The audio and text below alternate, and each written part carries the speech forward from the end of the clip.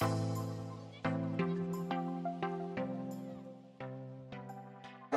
queridos colegas y amigos, muchísimas gracias por estar presentes el día de hoy con el profesor Moisés Basselman, quien es la persona que nos va a compartir su conferencia sobre innovación educativa para mejorar.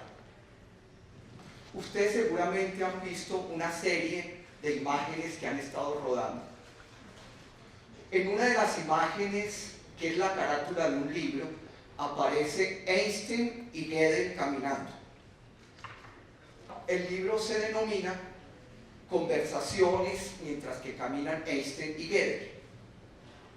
Yo me imagino las conversaciones entre estos dos pensadores. Uno, el físico más representativo que ha tenido tal vez la historia después de Newton. El segundo, Gödel, uno de los matemáticos más significativos en transformaciones y cambios en los sistemas de explicación científica matemática.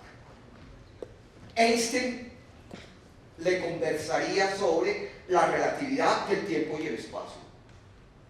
Gödel le dijo: comparto tus ideas, pero todavía esto es más profundo, el tiempo es intuitivo.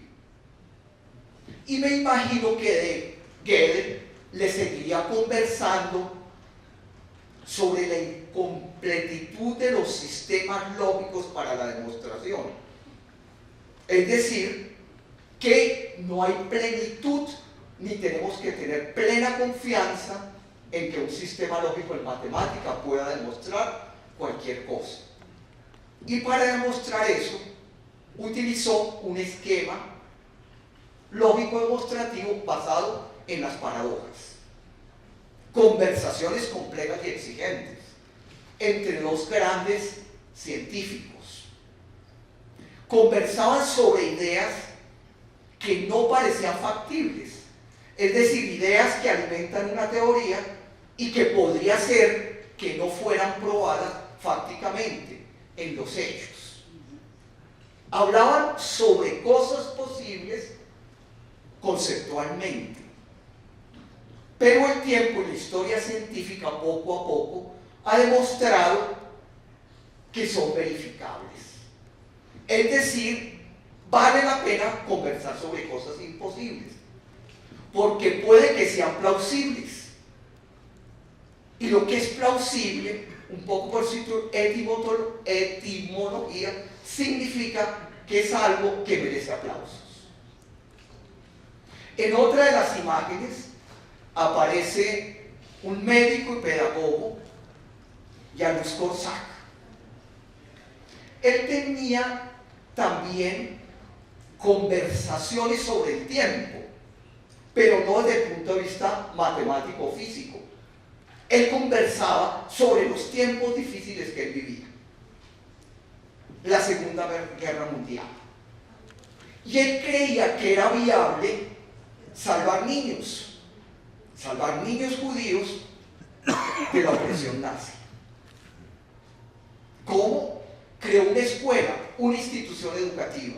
Creía que mediante la institucionalización que compensara las ausencias del mundo social, podía, con la pedagogía y la educación, salvar niños. Bueno, además de la casa donde los escondía.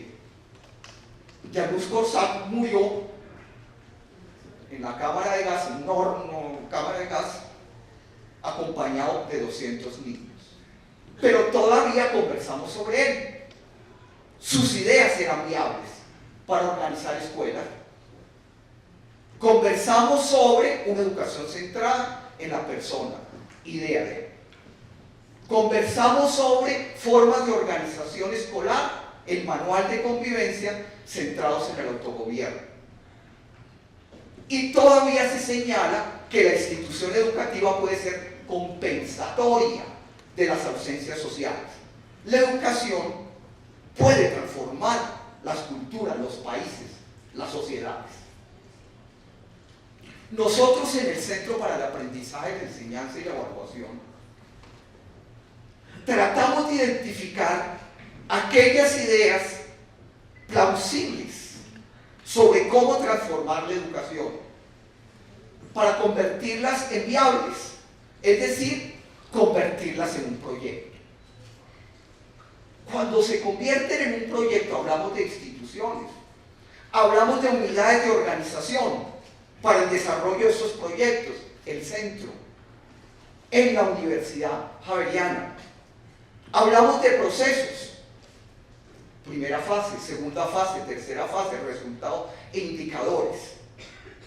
Pero creo que siempre debemos tener el cuidado de no perder lo fundamental en aras de la estrategia. Nosotros en el centro formamos profesores, pero no les estamos enseñando un modo de ser pedagogos de manera correcta. No enseñamos una pedagogía correcta, sino conversamos con los profesores para crear un tipo de comunidad, red, asociación, formas de conversación entre los profesores. Una de las cosas más interesantes cuando nos reunimos con los profesores a conversar sobre pedagogía universitaria es que ellos encuentran de gran valor existencial la conversación social alrededor de la educación. Profesores conversando con otros profesores sobre lo que significa la pedagogía universitaria.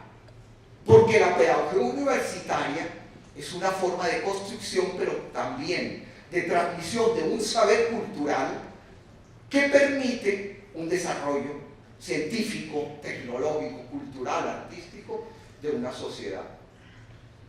Muchísimas gracias, profesor Wasserman, por acompañarnos hoy y los dejo pues con el invitado especial.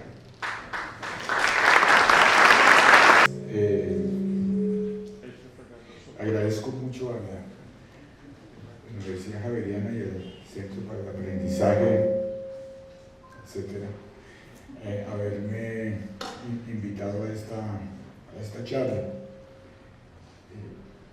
La verdad es que me convencieron desde el primer correo que me mandaron cuando me dijeron que se llamaba Foro Korcher.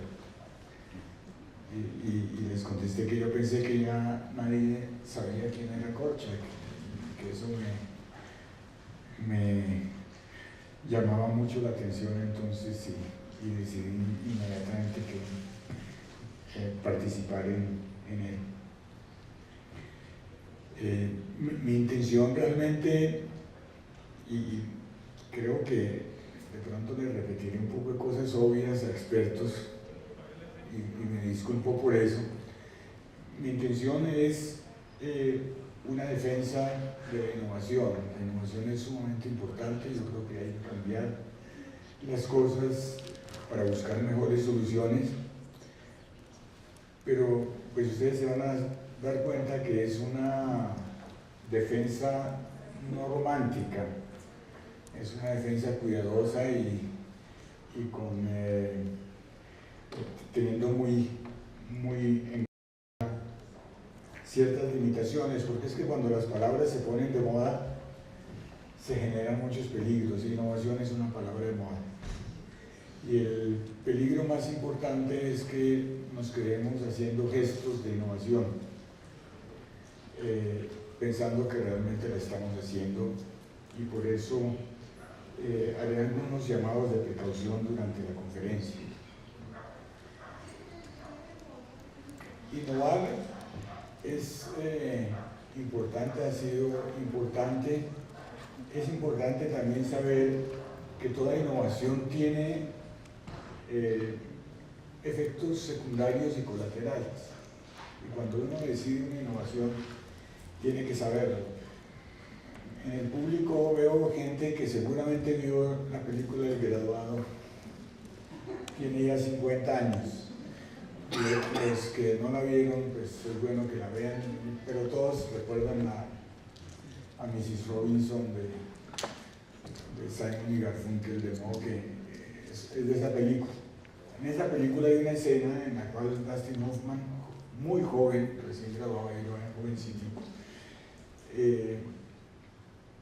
cuando se gradúa se le acerca uno de los señores en la fiesta de graduación y le dice: voy a decirle el futuro en una palabra: plásticos. Efectivamente era lo nuevo, era el futuro, los plásticos eran el futuro y era la gran innovación, los plásticos. Pero un joven de esa misma edad hoy, cuando le dicen plásticos, ve esto,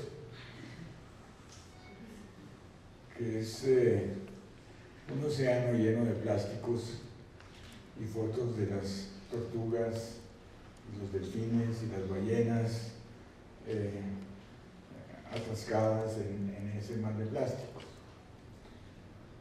Es un ejemplo de los efectos colaterales que uno muchas veces no ve. Los plásticos eran la innovación y eran el futuro para Dustin Hoffman hace 50 años. Para los jóvenes de la misma edad hoy, los plásticos generan una imagen completamente distinta. Los plásticos no son malos, son muy buenos y los estamos usando todo el tiempo. Lo que estoy señalando es que hay que ser sumamente cauteloso. Siempre las innovaciones generan otros efectos que a veces uno no sospecha cuando las está haciendo.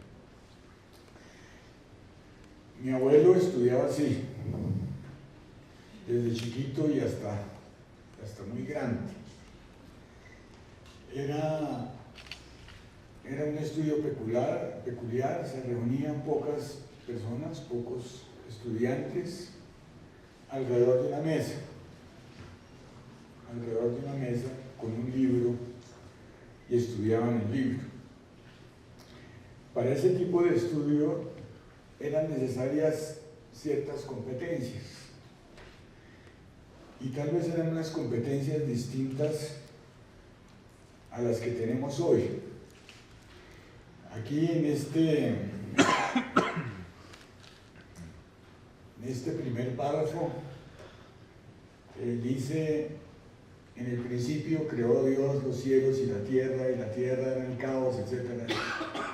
Ustedes conocen muy bien el primer párrafo de Génesis y se lee, como es normal, de derecha a izquierda y de arriba para abajo. Pero había un solo libro y los estudiantes estaban alrededor de la mesa. Entonces los estudiantes tenían que saber también leer de izquierda a derecha y de abajo hacia arriba, o de abajo hacia arriba pero verticalmente y de derecha a izquierda, o al revés, de arriba hacia abajo y de izquierda a derecha. Una competencia absolutamente fundamental para tener éxito en el estudio en la época de mi abuelo era poder leer en todas las direcciones, porque si no se quedaban por fuera del cuento. Otra competencia sumamente importante era la memoria,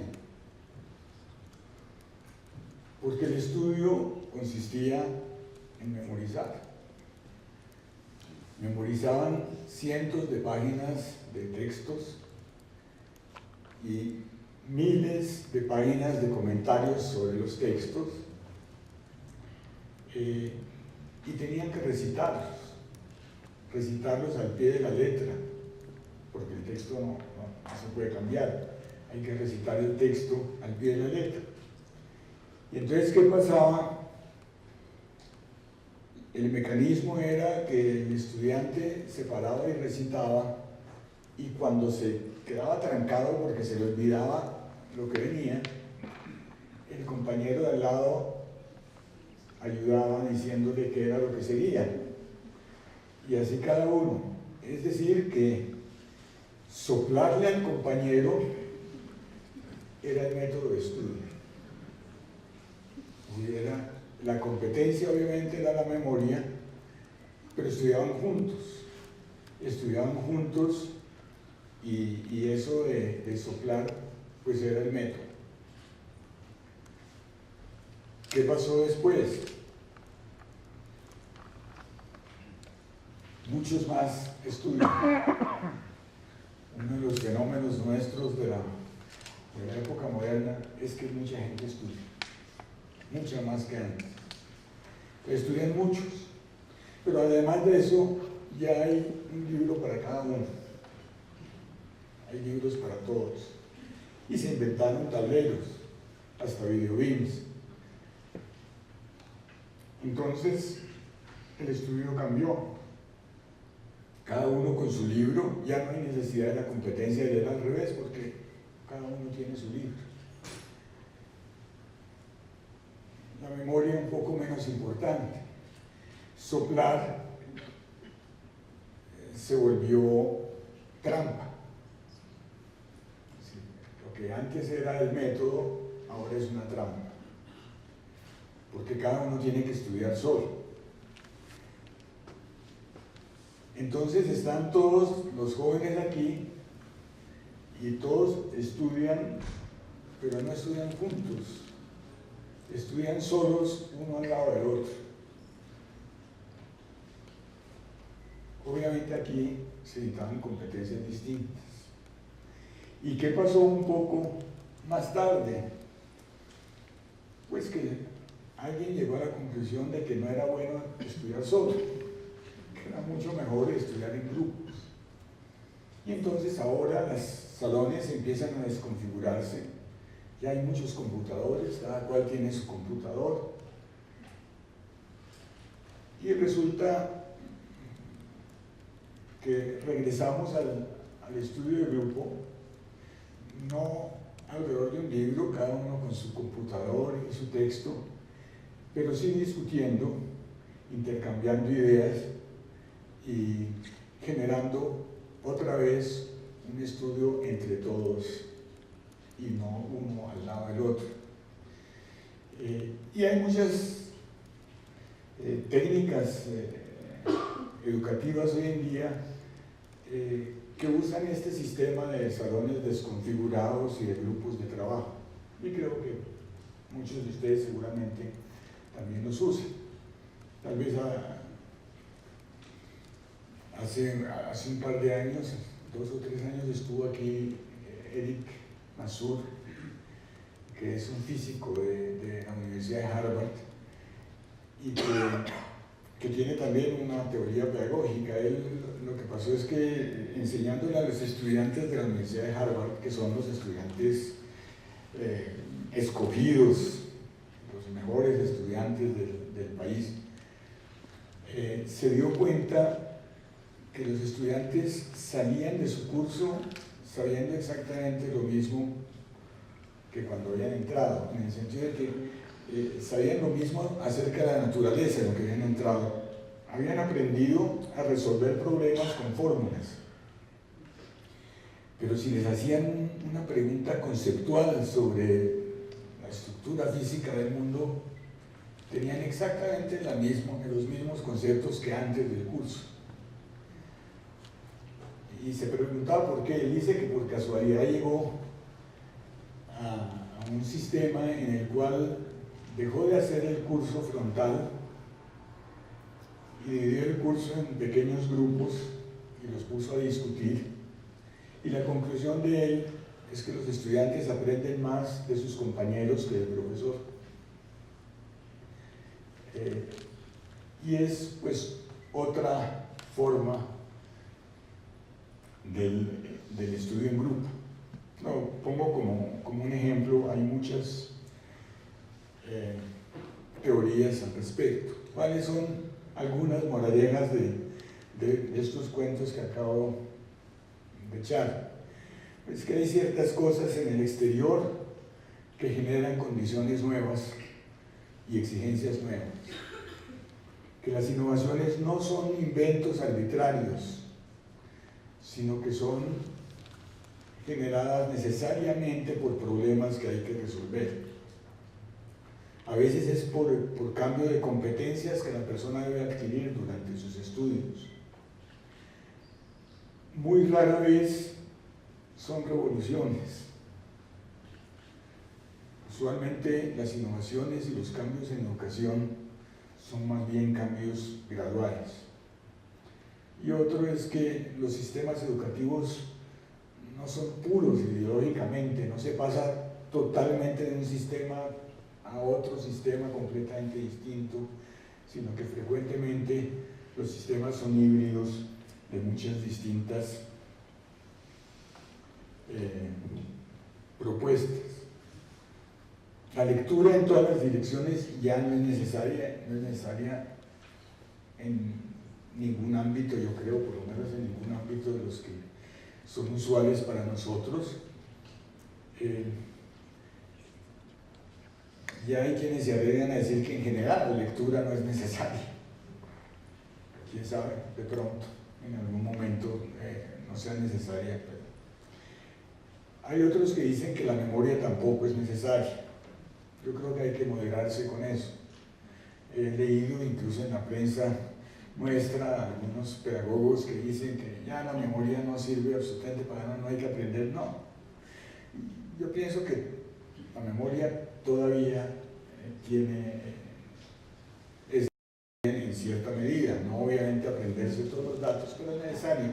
Al fin y al cabo, el pensamiento analítico es la correlación de hechos y a veces uno tiene que saber algunos hechos.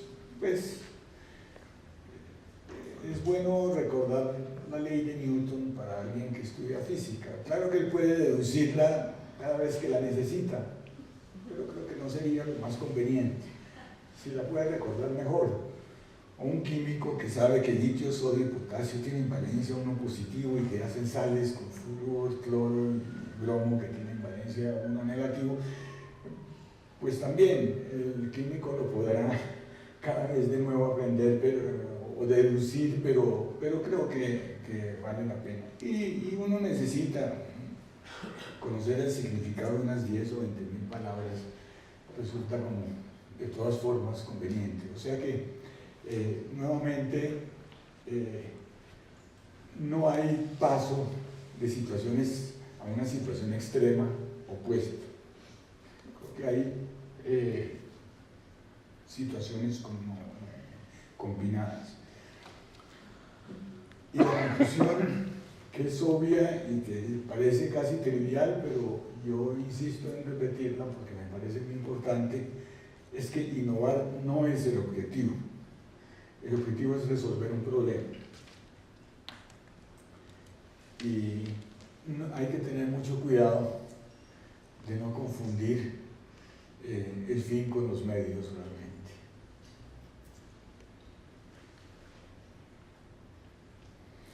Algunas definiciones de innovación, voy a plantear aquí algunas pocas. Esta es del manual de Oslo, del año 1997 de OCDE, y que define la innovación como la implementación de productos, bienes, servicios, procesos, métodos de mercadeo, de organización, prácticas de negocios que sean totalmente nuevos o que tengan mejoras significativas. Es una definición, pues, porque la OCDE también es bastante economicista, es, digamos, la definición estándar que se tiene de innovación hoy en día, es la definición del manual de Oslo y que es muy usado en todos los ámbitos que hacen investigación e innovación. Se puede adaptar a la educación y más o menos la definición que tiene la misma OCDE de la innovación educativa es que es un producto, proceso, método organizativo o organización nuevos o significativamente mejorados y desarrollados por o con un impacto significativo en instituciones de educación superior o en otras partes interesadas. Esa es la definición, pero fíjense que esa definición mezcla algunas cosas que son hechos con otras cosas que son valores. Están evaluando qué significa mejorado. Para definir que algo es mejor, pues ese es un juicio de valor. Tiene uno que de antemano tener una idea de qué es mejor y qué es peor, o impacto significativo. Significativo o significativamente, eso tiene un valor estadístico cuando uno trabaja con números, pero si es una evaluación cualitativo, significativo es también un hecho subjetivo. ¿Qué considera uno significativo? Algo muy grande, algo muy chiquito, algo mediano, en fin.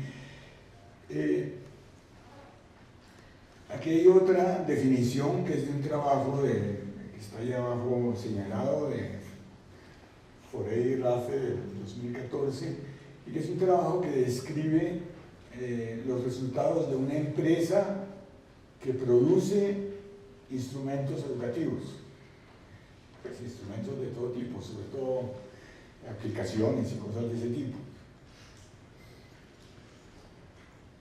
Y yo creo que señalan algo que me parece importante mencionar acá. La innovación es acto de crear, difundir nuevos instrumentos educacionales. La innovación siempre va pegada a la difusión.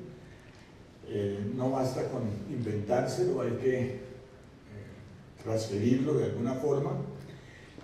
Pero dice algo al final que me parece que vamos a discutir también y que es importante, y es que la innovación no es en sí misma investigación, pero se basa en ella y se basa en el avance del conocimiento. Y creo que eso es muy importante tenerlo en cuenta, porque hay veces que pensamos que la innovación es una ocurrencia. No, la innovación no es una ocurrencia, usualmente la innovación debe basarse en un conocimiento profundo, en un diagnóstico cuidadoso y en un conocimiento de lo que se hace y de lo que se quiere hacer. Y desde las más corrientes innovaciones, todo el mundo tiene un teléfono, o casi todo el mundo un teléfono con pantalla táctil, y le parece que eso creció en forma natural. Si se pone a desmenuzar toda la física del estado sólido y toda la química que hay detrás de una pantalla táctil, entiende la importancia enorme que hay de la investigación detrás de la innovación. A pesar de que la innovación en sí misma puede realmente no ser una investigación. Y como les decía antes, cuando hablaba de que cada uno pues tiene una evaluación distinta y lo que es significativo es relativo, etc.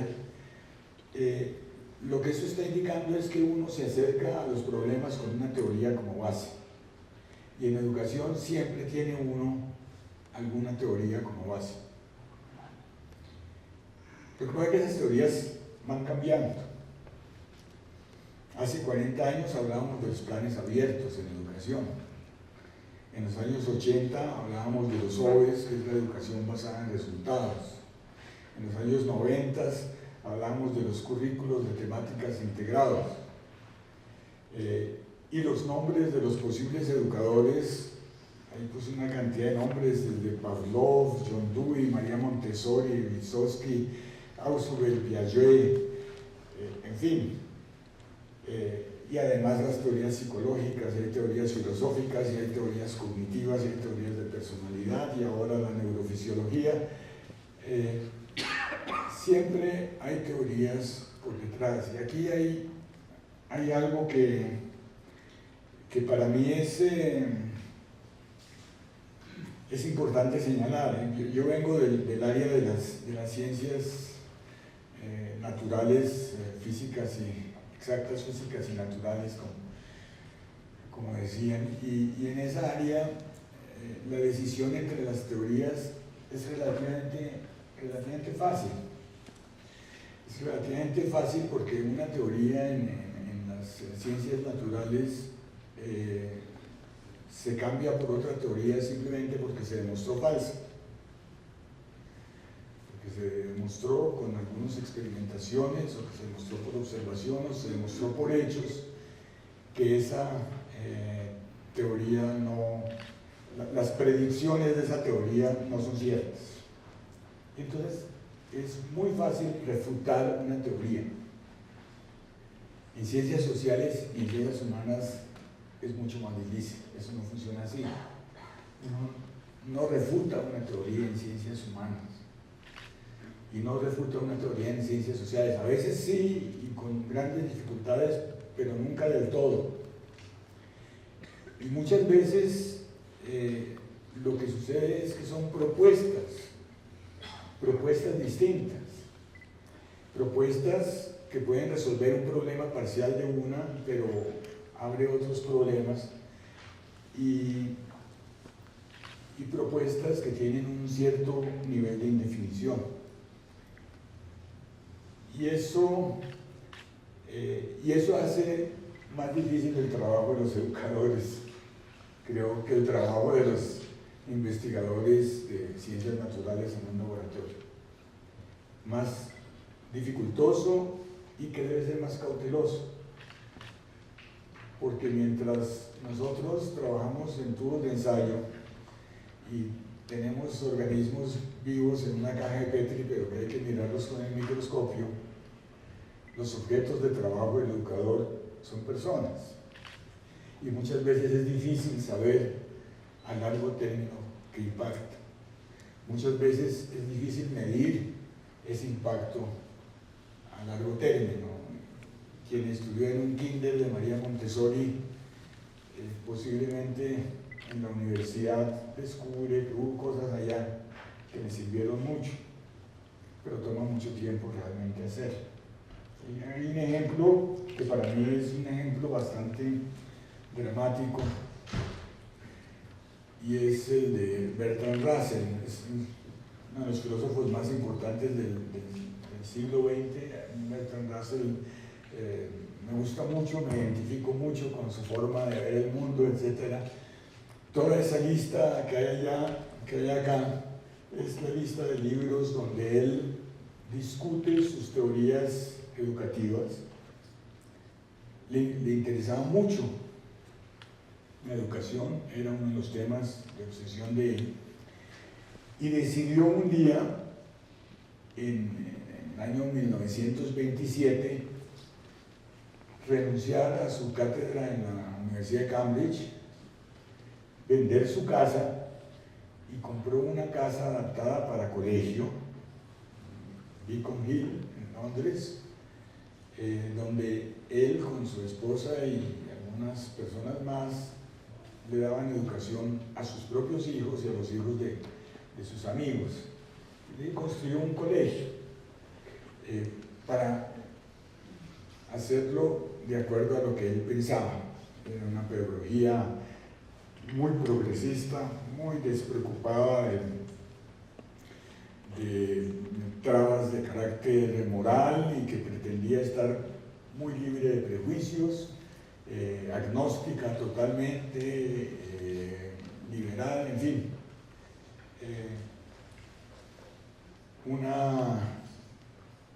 Una escuela de acuerdo a lo que él pensaba. Mi sorpresa muy grande fue hace unos pocos años cuando me encontré con la autobiografía de Catherine Tate Russell, que es la hija de Bertrand Russell. Se llama Mi padre Bertrand Russell. Que Catherine Tate Russell se convirtió en una misionera cristiana, trabajaba en Uganda, y dice en su autobiografía que los peores años de su vida fueron los años del colegio de Beacon Hill. Lo cual es, digamos, una lección de humildad y de precaución para las teorías pedagógicas.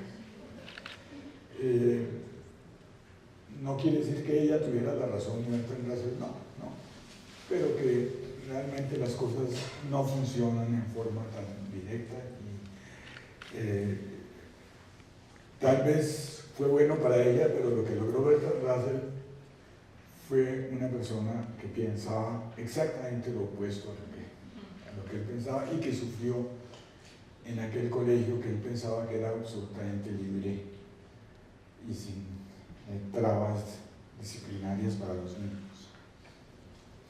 El año 2009 fue el año europeo de la creatividad y la innovación y salió un manifiesto, y algunos de los puntos centrales del manifiesto los traigo aquí. Fomentar la creatividad a lo largo de la vida, en teoría y en práctica, hacer de las instituciones lugares de pensamiento creativo. Esta tercera me parece sumamente interesante, transformar los lugares de trabajo en ámbitos de estudio. Y creo que si queremos tener una sociedad innovadora y una sociedad realmente inteligente, este es un punto muy importante. Promover diálogos interculturales, pues creo que lo sabemos muy bien su importancia. Promover la investigación científica, promover el diseño de nuevos procesos y herramientas de pensamiento, apoyar negocios innovadores que contribuyan a la prosperidad y al desarrollo sostenible. Hoy en día el desarrollo sostenible es todavía un tema más importante desde que salieron los objetivos del desarrollo sostenible, a los cuales nos comprometimos para el año 2030. ¿Cuáles son los grandes cambios que nos obligan a innovar? Pues hay muchísimos, pero quiero mencionar algunos. El primero de ellos, que creo que es el más dramático, es la democratización de la educación. La educación era para una élite pequeña hasta hace muy poco tiempo. Esta es una gráfica ya un poquito obsoleta, pero muestra muy bien lo que... esta es la cobertura de la educación superior en América Latina. Y ustedes ven el crecimiento del año 70 al año 2010, prácticamente se multiplicó por 10. Lo mismo nos pasó a nosotros en Colombia. Yo siempre digo y repito que cuando yo entré a la Universidad Nacional había una cobertura del 4%, solamente 4% de los jóvenes en mi edad teníamos el privilegio de estudiar en la universidad. Hoy en día ya estamos en más del 50% y aspiramos a llegar al 80% en unos 15, 16 años. Y eso es un cambio fundamental, porque eso hace obligatorio la necesidad de nuevas metodologías, nuevos acercamientos para cubrir muchísima más gente. Otro gran reto es la obsolescencia rápida de los conocimientos y la información. Nuevamente, algo personal, cuando yo entré a la universidad, salíamos de la universidad creyéndonos expertos porque no las sabíamos todas. Hoy en día es bastante obvio que nadie se las sabe todas, más bien al contrario. Podemos asegurar con certeza a los estudiantes de la universidad hoy que cuando salgan gran parte de lo que estudiaron ya no es cierto. Y que las técnicas que aprendieron posiblemente no van a ser útiles en el futuro. Es decir, la obsolescencia es un reto que hay que abordarlo también con un cambio en la educación. La avalancha de información y conocimiento. De una época en la cual uno tenía que esforzarse en encontrar la información, pasamos a una época en la que uno tiene que esforzarse en desechar información, en utilizar solamente aquella información que es relevante, que es útil, que es confiable, que es rigurosa. Y para eso se necesita un acercamiento completamente distinto, es decir, un cambio en la forma de la educación. Creo que el reconocimiento de la diversidad y de los derechos individuales es otro factor muy importante. Mucho más importante posiblemente de lo que a veces pensamos. Las fronteras disciplinarias se volvieron permeables. Antes cada uno de nosotros estaba en un mundo encerrado y ya no es posible. Sí, yo creo que ya un ingeniero no puede vivir sin algunos estudios de la sociología que lo ayuden en el diseño de sus obras. Ya no es posible que un físico trabaje sin un filósofo al lado prácticamente. Es decir, estas fronteras disciplinarias se han vuelto permeables, difusas, y la globalización y la conciencia de una necesidad de sostenibilidad del mundo y de sostenibilidad de la humanidad en la que vivimos. Hay algunas propuestas y estrategias, por ejemplo las de PISA, las propuestas básicas de argumentos para el cambio de PISA, necesidad de un modelo dinámico en el cual el conocimiento y las competencias se adquieren durante toda la vida. Es decir, la obsolescencia, todo lo que mencioné anteriormente, la avalancha de información, etcétera, hacen que la educación se haya convertido en una necesidad permanente durante la vida. Ya no es que uno se gradúe de la universidad y sale hecho. Se gradúa de la universidad y sale a estudiar. Una necesidad de enfocarse en lograr alfabetismo en lectura, matemáticas y ciencia, y eso no es trivial. Bueno, eso es lo que califica PISA. Como ustedes saben, califica lectura, comprensión de lectura, matemáticas.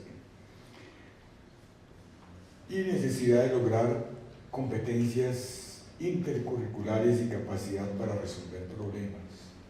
La OCDE, a la cual entramos recientemente, tiene un proyecto que se llama DESECO, que es definición y selección de competencias. Y en ese plantean 3 parámetros, cada uno con 3 subparámetros. El primero es la necesidad del uso interactivo de instrumentos. Y de estos instrumentos, habilidad en el uso del lenguaje, conocimiento de información y capacidad para usar tecnología. El segundo es interacción en grupos heterogéneos, es decir, relación con otros, cooperación, manejo de conflictos. La tercera es actuación autónoma, y el primero de esos parámetros lo define como habilidad para actuar dentro del gran escenario, es decir, de comprender, de ver el bosque y no solamente los árboles, ¿no? Capacidad de plantear y conducir planes de vida y ser capaz de señalar las diferencias en derechos, intereses, en límites y en necesidades. Eso es lo que define la OCDE para competencias básicas. Esta gráfica no vale la pena que la miren. Que la miren muy en detalle. Son las capacidades críticas que necesita un egresado universitario. Y lo que quería mostrar acá, si es que logro encontrar mis notas, es que es solamente una curiosidad, es una encuesta hecha a mucha gente, y resulta que las capacidades más importantes, las 3 capacidades más importantes son traer nuevas ideas, disposición para cuestionar y presentar las ideas ante una audiencia. Y las 3 capacidades que tenían menos importancia según esta amplia encuesta eran negociar, conocimiento de otros campos y demostrar autoridad. Que no son unos resultados obvios, son resultados interesantes que muestran un poco qué es lo que se piensa de esto. Ahora hay algunos ejemplos de innovaciones.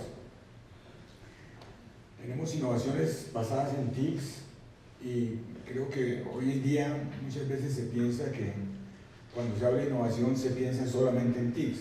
Sí, hay muchas innovaciones basadas en TICs. Por ejemplo, los humanos virtuales interactivos para mejorar competencias comunicativas. Humanos virtuales. Curioso que para mejorar competencia de comunicación entre humanos, una de las soluciones innovadoras sea usar humanos virtuales, es decir, computadoras. Pero no es tan descabellado. Los jóvenes de ustedes seguramente vieron en Big Bang Theory cuando Raj Kutrapali se enamoró de Siri. Y algunos vieron la película Her, en que él se enamora de su sistema operativo. De modo que no es tan descabellado. Y efectivamente hay muchísimos programas virtuales para mejorar eso. Ustedes seguramente también usan ya Google's audífonos multiusuarios para trabajar en conjunto en una realidad virtual. Es decir, ya ni siquiera es el salón ese que mostré desconfigurado, porque ahora es con audífonos y visores en los cuales de pronto comparten una expedición, quién sabe dónde, y están todos alrededor de una mesa compartiendo una expedición al Polo Norte, no sé. Hay programas para enseñanza de matemáticas, programas, y esto es importante, aplicaciones para evaluación en tiempo real. Vamos a ver que una de las áreas donde se innova más, donde es más importante la innovación, es en la evaluación en tiempo real. ¿Y qué está pasando en el mismo instante en los salones de cursos?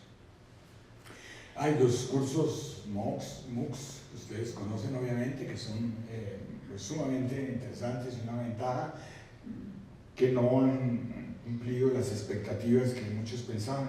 En fin, hay muchos ejemplos de innovaciones basadas en las TICs, en las tecnologías de la información y la comunicación, pero hay otras que no están basadas en eso. Hay programas transdisciplinares, combinaciones muy novedosas. Ahora hay títulos que uno nunca se imaginaba que pudiera existir un título así tan específico de algunas cosas. Hay currículos abiertos, cada vez más abiertos a la decisión del estudiante. Cada vez el estudiante define qué es lo que quiere. Hay sistemas de evaluación no formales. Hay una gran tendencia de que la enseñanza sea cada vez más personalizada. Como les comentaba anteriormente, hay una tendencia del aprendizaje entre pares, que parece ser mucho más eficaz que el aprendizaje que no genera discusión entre los pares. Las aulas desconfiguradas, fragmentadas, y sistemas de enseñanza no presenciales que son, pues, están en todas partes. Hay experiencias exitosas y cómo se evalúan las experiencias. Este, pues, es un dato que puede ser preocupante. Entre el 2005 y el 2013, la OCDE, los países de la OCDE incrementaron los costos de educación en promedio en 17%, y no hubo ninguna mejora significativa en las evaluaciones PISA. Solo en 5 países de la OCDE, 2/3 de los estudiantes superaron el nivel 3 en comprensión de lectura. En 17% de los países, el 40% de los estudiantes no alcanzan el nivel anterior. Solo 1/5 de los estudiantes evaluados en los países de la OCDE, son los países desarrollados como nosotros, pues, fueron capaces de resolver problemas complejos y de comunicarse en forma sofisticada. Eso parece ser preocupante. La verdad es que una de las conclusiones es que la medición de la innovación y de su efectividad en el sector de educación no está inventada todavía. Es un tema muy incierto, un tema tan experimental como la innovación. Y esa, pues, es otro llamado de alerta, porque es importante innovar, tenemos que innovar, pero tenemos por otro lado que ser conscientes de que tenemos también que innovar y ser muy cuidadosos en la forma como evaluamos aquellas innovaciones y como evaluamos el posible impacto de la innovación. Aquí traigo un ejemplo de un experimento radical. Este es este artículo que se llama Éxito Invisible: problemas con las innovaciones tecnológicas grandes en la educación superior. Y es un experimento que hicieron dos grandes universidades americanas. El artículo no trae el nombre de las universidades para no generar problemas, pero son dos universidades grandes americanas que se unieron en un proyecto que llamaron Atrium, y que tenía todas las innovaciones que podían pensar. Aulas totalmente tecnificadas, desagregadas, así como las que vimos allá en la figura, múltiples computadores regados por todos lados, mesas dispersas con tableros dispersos, tableros electrónicos dispersos, programas de simulación, gran cantidad de auxiliares docentes, dos profesores top, de primera calidad, trabajo en pequeños grupos, en grupos más grandes, luego en grupos completos, interacción en cambio, es decir, realmente un curso absolutamente moderno, con todas las de la ley. Y evaluaron usando una encuesta de percepción en estudiantes, profesores, directivas y financiadores del proyecto. La evaluación fue una encuesta de percepción, que también tiene sus limitaciones, obviamente. ¿Y cuáles fueron las conclusiones? La primera y más notable es que en los 4 grupos estudiados las apreciaciones fueron completamente diferentes. A los estudiantes les pareció divertido, pues era realmente algo muy distinto. Los profesores se quejaron de una excesiva carga de trabajo, que se convirtió realmente en trabajo enorme. Los administradores estaban felices, lo declararon un éxito, pues porque además lo metían en sus brochures como propaganda de lo moderna y de lo sofisticada que es la universidad y las cosas que están haciendo. Los que financiaron pues estaban contentos porque uno siempre quiere que lo que financie tenga éxito, así que... Entonces esta primera conclusión del artículo es bastante dramática, es decir, evaluación sí y evaluación por quién.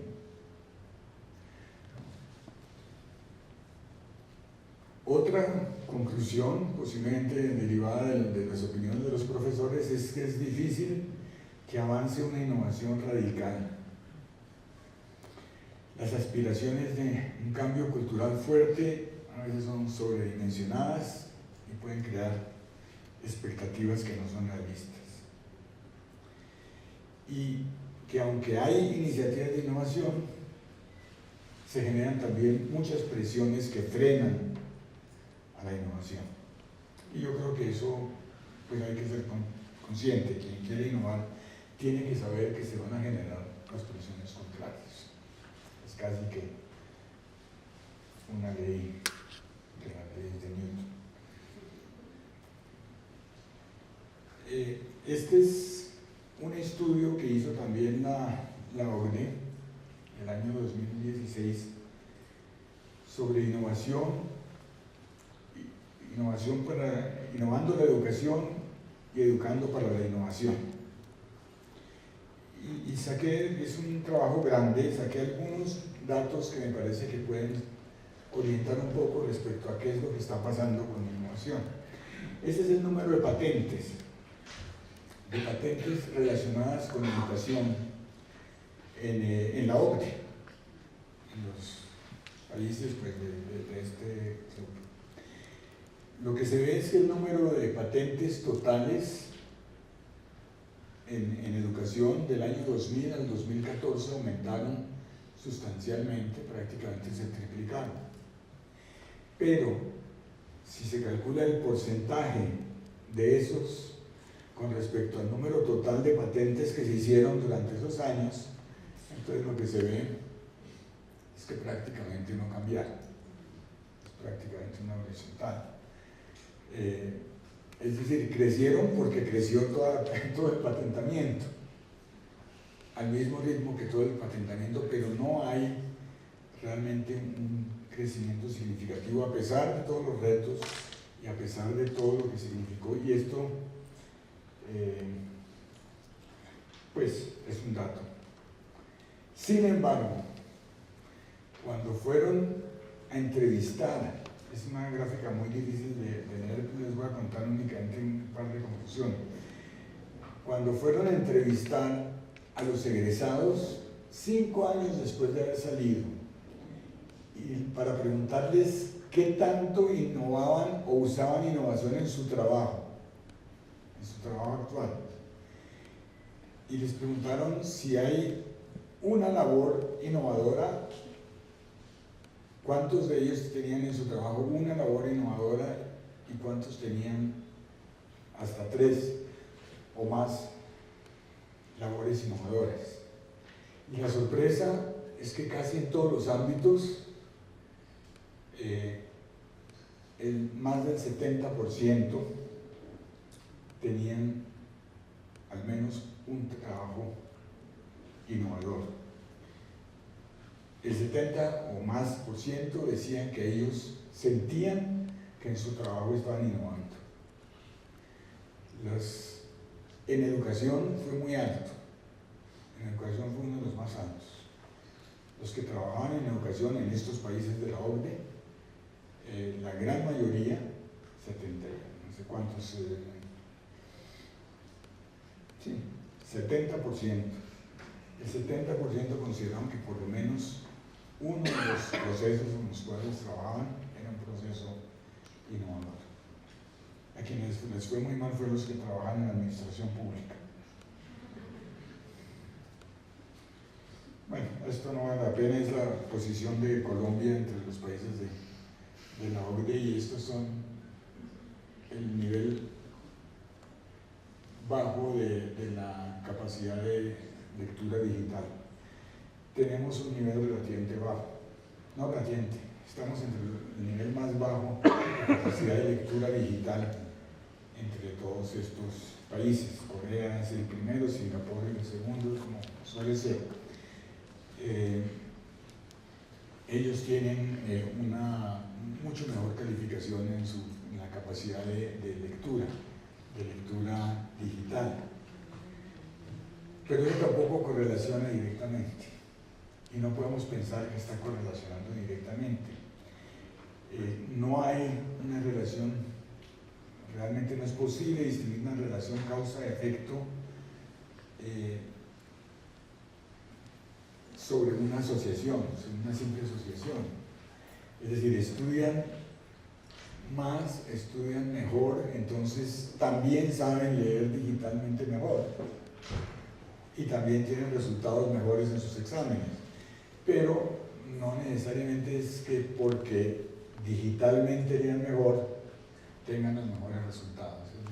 Es muy difícil definir esa relación, y hay un dato que creo que sorprendió a todo el mundo en ese trabajo, y que es bastante dramático. La verdad es que nosotros, no se ha publicado, creo que tenemos datos parecidos, porque en alguna ocasión en una charla privada con el exministro de la TIC, Diego Molano, me comentó que en aquellos colegios a los cuales había llegado computadores para educar, que repartían computadores en los colegios públicos,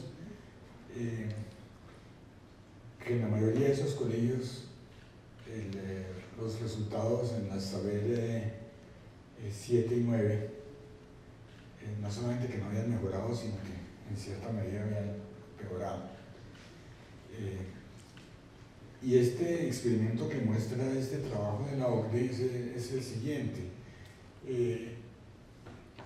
Esta gráfica, la gráfica de la derecha, es una simulación, una predicción de la forma, del éxito que van a tener estudiantes que estudian matemáticas con bastante contenido de computación, es decir, usando mucho el computador, estudian matemáticas usando el computador.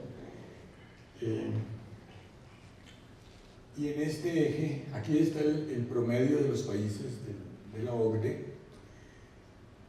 Para la izquierda es los que usan menos que el promedio, para la derecha los que usan más que el promedio.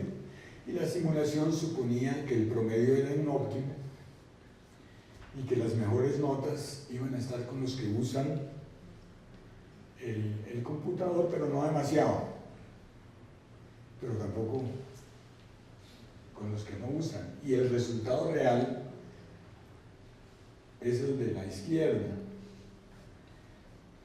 Las rayas punteadas son los que estudian matemáticas en papel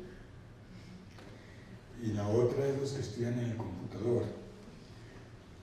Las mayores notas las obtuvieron quienes usaban papel y muy poco computador. Y entre los que usaban computador, las mejores notas estaban en esta posición, que era muy por debajo del uso promedio. Mientras que los que usaban mucho computador en sus estudios tuvieron una calificación menor. Esto no quiere decir que los computadores no hay que usarlos, por supuesto, ¿no? Pero quiere decir que el problema no es simple, que el problema no es tan simple.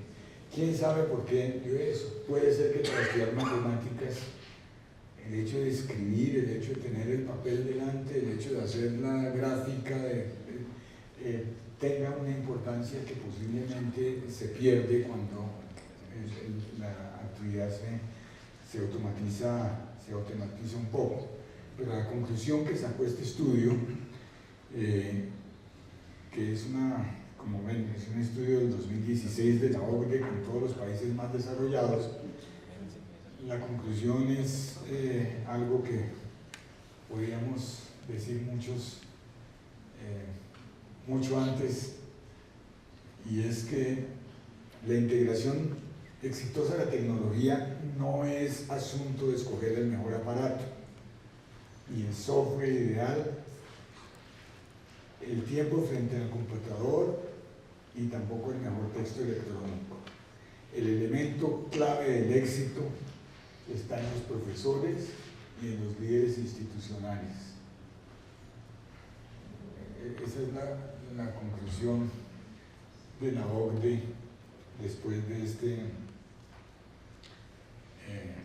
estudio, pues que es un estudio bastante exhaustivo. Estudios diferentes llegaron a diferentes conclusiones. Se puede decir que hay 4 motores de innovación: innovación movida por conocimiento nuevo, innovación por redes, por intercambio de comunicación entre distintos grupos de trabajo, innovación promovida por estructuras modulares, es decir, pequeñas innovaciones que se van sumando hasta que generan una gran innovación, innovación movida por tecnología, por supuesto. Y de todo esto hay algunos temas recurrentes y que seguramente son inevitables hoy en cualquier proceso de innovación educativa. Primero, la tendencia a que el aprendizaje sea personalizado, que los estudiantes desarrollen sus propias necesidades educativas, que se involucren en su propio proceso formativo.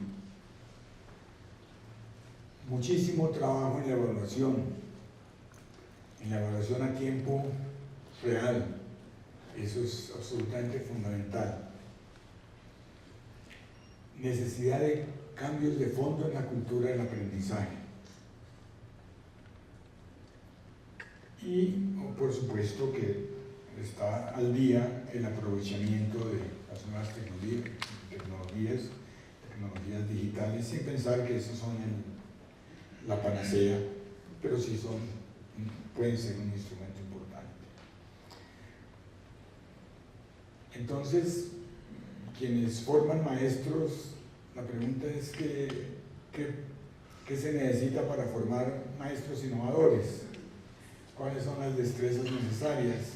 Y yo diría que eso se da por añadidura.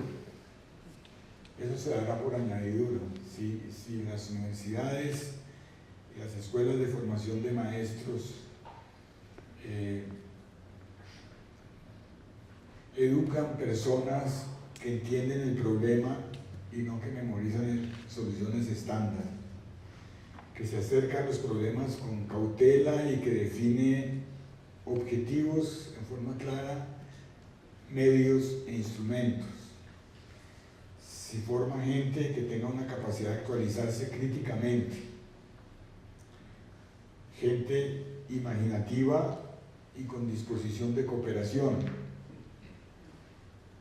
y gente que no se estrelle con límites profesionales o con límites disciplinares, que sepa también dar el paso en esas fronteras permeables que mencionaba hace antes, pues necesariamente estaremos formando educadores que son capaces de innovar y de generar un nuevo acercamiento. Es difícil seguramente, como decía antes, yo por lo menos no creo en las revoluciones educativas, creo en los procesos graduales de mejora y creo que teniendo claras muchas cosas, teniendo la cautela necesaria, desarrollando mejores y más críticos sistemas de evaluación, de seguimiento permanente, pues tendremos muchas más posibilidades de éxito en el futuro, tanto innovando como educando innovadores.